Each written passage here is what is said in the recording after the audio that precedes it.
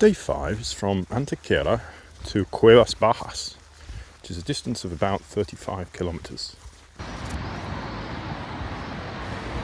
After the what and why in my previous videos, I thought it might be nice to discuss the how of walking the Camino de Santiago.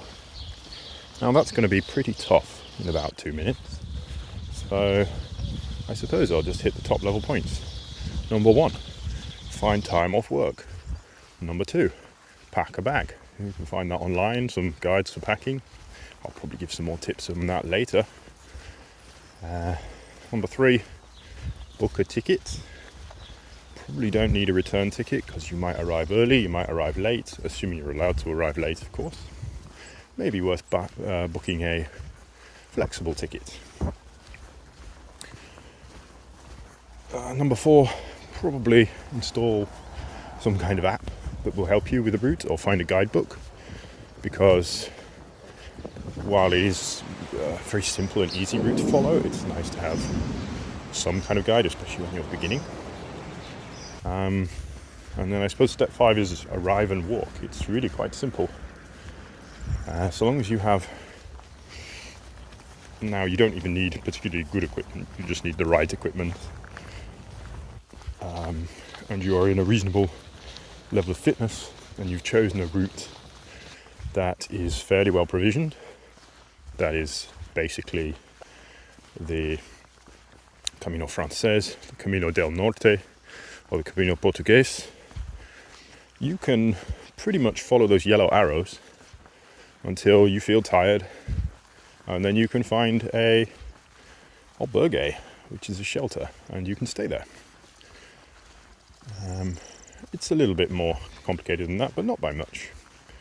You should especially pay attention to the time of year, because in the summer it can be extremely hot and extremely crowded, which gives you the double trouble of struggling with the walking because of the heat, and then also struggling with finding accommodation because the accommodations can be oversubscribed. Now, I have, in my Camino experience so far, mostly set off in May, done most of my walking in May or the beginning of June, and I have not really had much problems with the accommodation.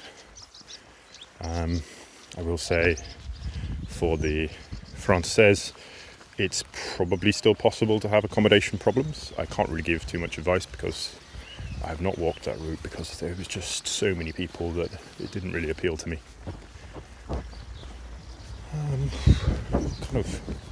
That's about it, really, for the how. Obviously, each of those steps that I just gave you has a multitude of difficulties to it, not least step 5, walking.